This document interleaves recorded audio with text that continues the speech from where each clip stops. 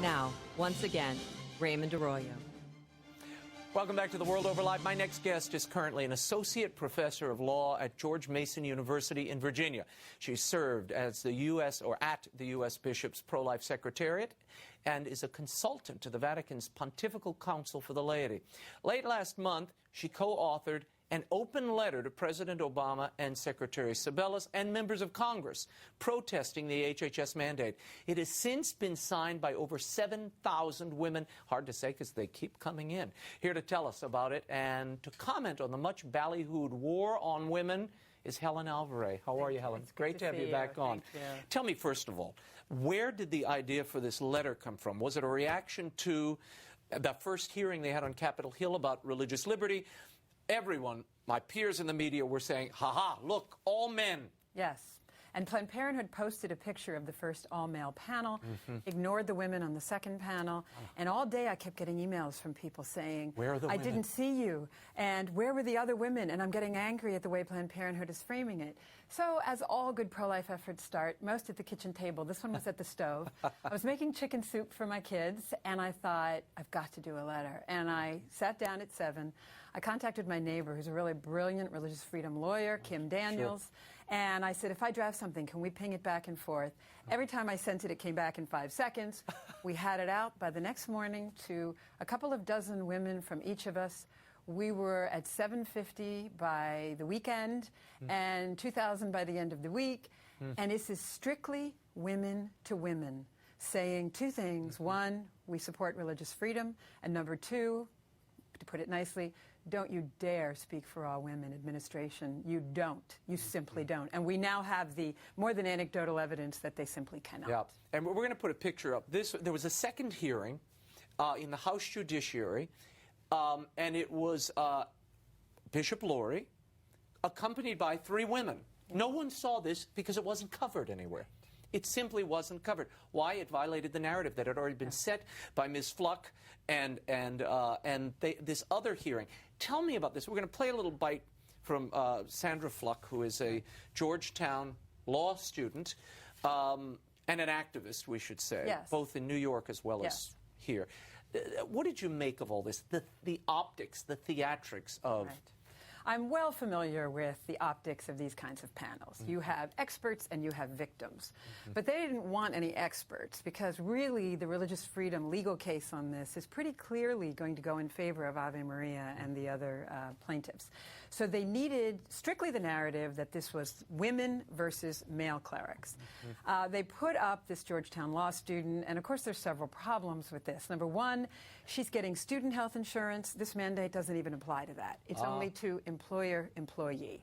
Number two, she lied about 2 things. She lied about the fact that you cannot get contraceptives, even from Catholic institutions, if they are addressing things other than contraception.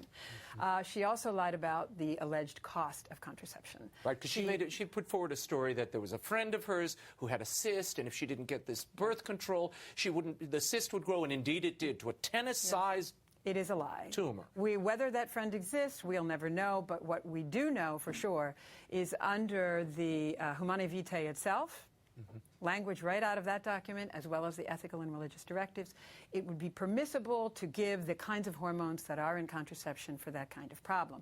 She also lied about the cost. I think she said $3,000 a year. Everybody called the CVS by Georgetown and found out it was about $9 a month. And then, but the thing that disturbs me the most as a woman, as a Catholic, as a mother, as an American citizen, is she put forward the narrative, the normalization of uncommitted sex as a good for women. And if you read the qualitative literature, the sociology, the psychology, the interviews with women, boy, she does not speak for all women. This is not women's experience that uncommitted sex is something they consider a great good in their life. And when I heard that President Obama had called her and then said to the press that he thought her parents should be proud of her, the message that he was sending, I just can't get over how harmful this is for the average female in America.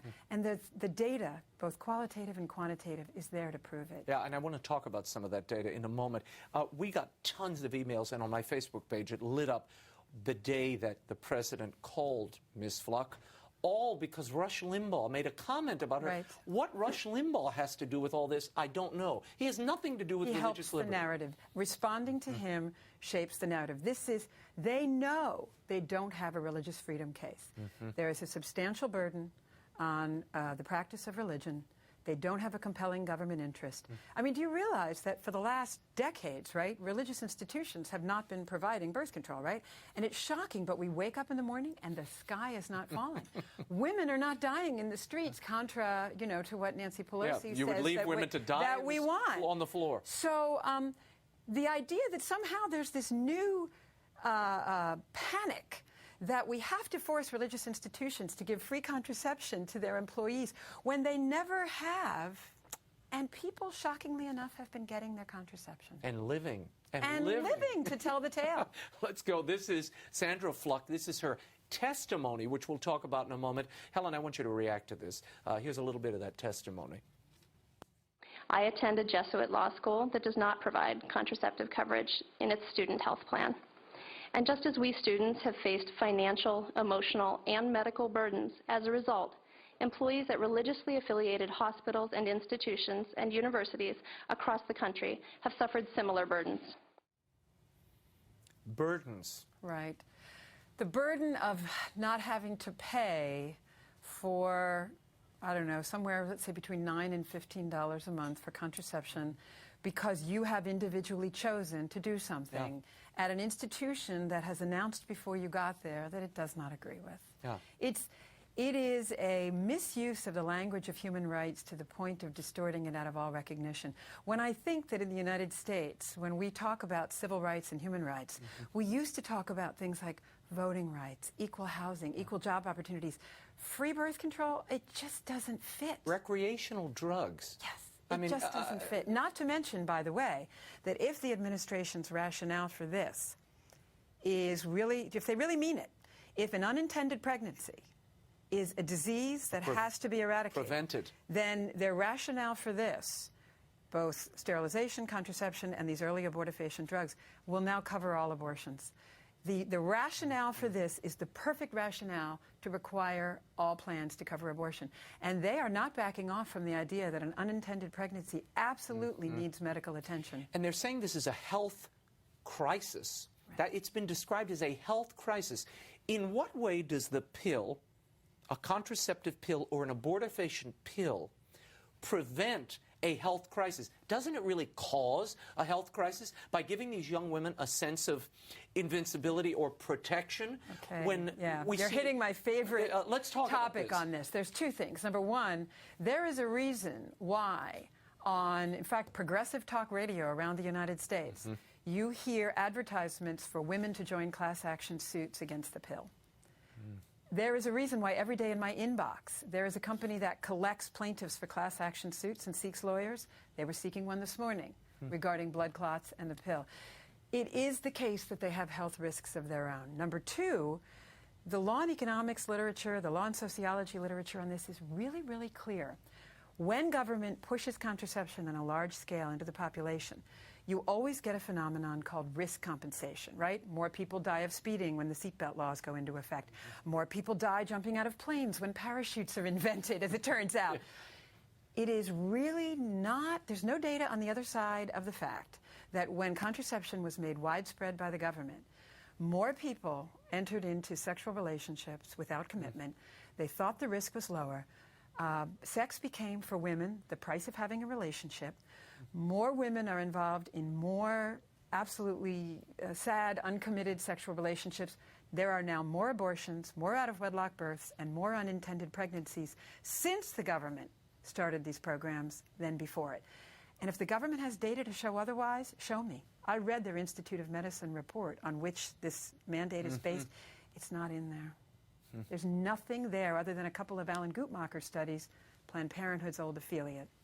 And the argument we keep hearing, even as recently as this week, is, and for those of you who are concerned about abortion, if you distribute more of these birth control pills, the numbers of abortion drop, Helen Alvarez. Right. What's wrong with that? Well, since the government has gotten heavily involved in Title X contraception, which is not even always needs-based, paying 90 to 100% of contraception for women at and above the poverty line through Medicaid, passing it out through sex education programs, giving, what, $300 and some million a year just to Planned Parenthood alone. You have had out-of-wedlock pregnancy rates go from 5% in 1960s to over 40% now. Abortion rate from about 100,000 to up to 1.6 million. Now they say it's down to 1.3 million. It's plateaued there. We can't seem to get it down. All the things they said would improve if we just fed birth control to the population at high rates have gone south. Yeah. And we don't see anything in the government's proposals to indicate why this would change anymore now. Yeah, and we're not even talking about the poisonous effects of these levels of hormones on a woman's body, particularly a woman that you purportedly care for. Why you would want her pumped with these hormones. In other words, everything we're saying goes to the fact that their claim to speak for all women, I got my 7,000 women right here and more coming. The data that's out there, whether it's the economics data, the social, the psychological, the medical data, they're not even bothering to respond. It's absolutely insulting to women that those of us who disagree with them don't exist. Let's go to the phones for a moment. Joan from New York. What's your question, Joan? Yes, thank you for taking my call. My question is, it seems pretty obvious that this mandate is an infringement on religious freedom.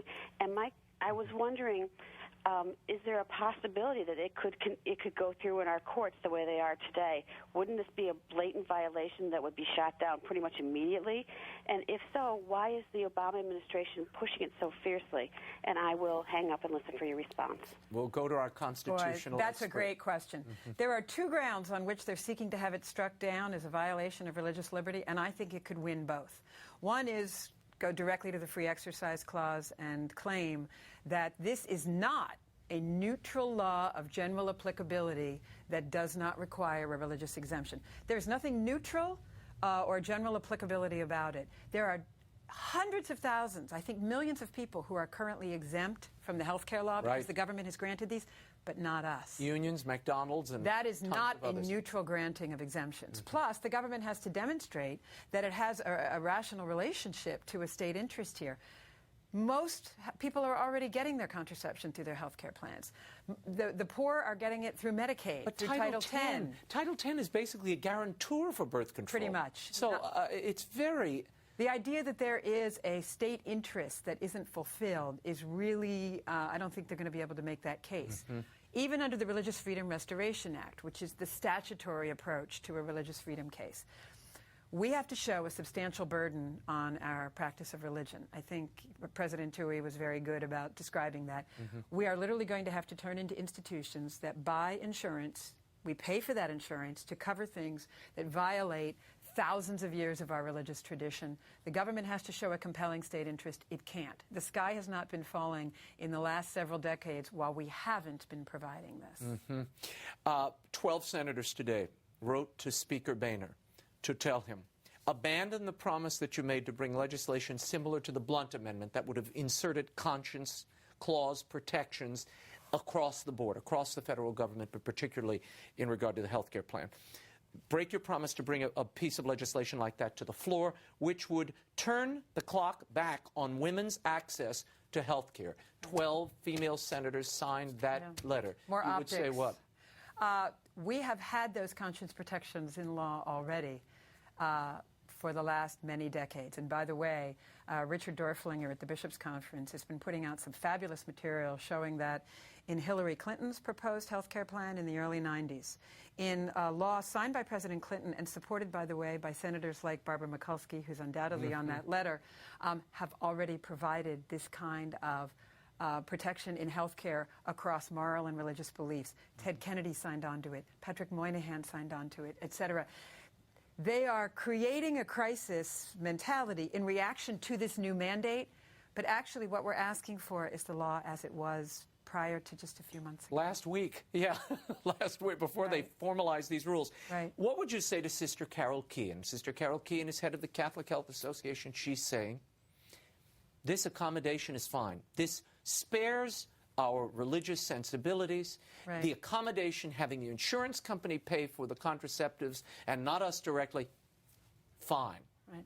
I'd say one thing factually and one thing process-wise. Factually speaking, so long as the religious institution is buying that insurance policy, it's the silliest thing imaginable to say that the little paper trick of saying they're providing it for free while charging the church for the insurance means we're not morally involved. Number two, she reacted very quickly after the administration announced the so-called accommodation. We've had some marvelous moral theological discussions of this issue since then, and I would really hope that these would be persuasive to her. There's some Christian Bruger in Denver and others on Zenit and in other places are writing excellent moral analyses, and I think they're convincing, and I really hope that she takes a look. I want to share an email with you. This comes from a young lady in Sarah in Pennsylvania, and she's writing, what can young people do, especially we young girls in middle and high school, to oppose this mandate and encourage our peers to do the same? Thank you, Sarah. Several things. We realize that signing our letter, which we do want people to sign at womenspeakforthemselves.com, is a first step. It puts you on record. But all really effective political action is local. You bring it to your church. You get it in your church bulletin. You get it published at your school. On March 23rd, there's these rallies all over the country in support of religious freedom. Go to the rally. Be that high school girl who reads our, 3-4 paragraph letter out loud. And then, with all of your buddies, go to the local office of your member, your congressperson. Not everybody can get here to Washington. Who cares? We're not the center of the universe. Go to your local member, all these women, and say, there's another voice out there. That's all we're saying, if you're not everything. So bring it to your peers, but bring it to your local representatives. Keep this pressure on. It's a highly political issue. Before we go, I want to drag you into a little cultural commentary just for a moment. We have been talking now for almost a week about a radio talk show host using what is admittedly a derogatory term to describe the fluke lady we mentioned earlier. At the same time, you have a major network, ABC, releasing a show, a primetime comedy, called Good Christian, the B Word. We have no outcry about that. Suddenly, now this conjoins not only a religious offending all Christian women, but then to describe them as the B Word, nary a word of upsetment. There are no rallies. There's no one on Capitol Hill or anywhere else saying this is an outrage. Right. We know that outrage is often scripted in Washington, but I have to say that at this moment, this is for Sarah and all her friends and everyone like her. At this moment, to be a knowledgeable, faithful Catholic woman who actually touches the third rail and says, I have at least questions about contraception. Even to have questions about it. I oppose abortion. I think the government should leave another voice about women's health. It's going to be a courageous place to continue to have to be. And the data to back it up, to find the data to back up those beliefs. Yep. Don't hesitate to contact me on that. Okay, and we will tell them where. Helen Albright, thanks so much for being here. You can read and sign online the open letter by visiting the website Women Speak for Themselves, all one word, womenspeakforthemselves.com. When we return, we'll discuss this week's Super Tuesday primary results and what they bode for the 2012 race with President and Editor-in-Chief of CNS News, Terry Jeffries. The World Over Live will be back in a moment. Stay right there.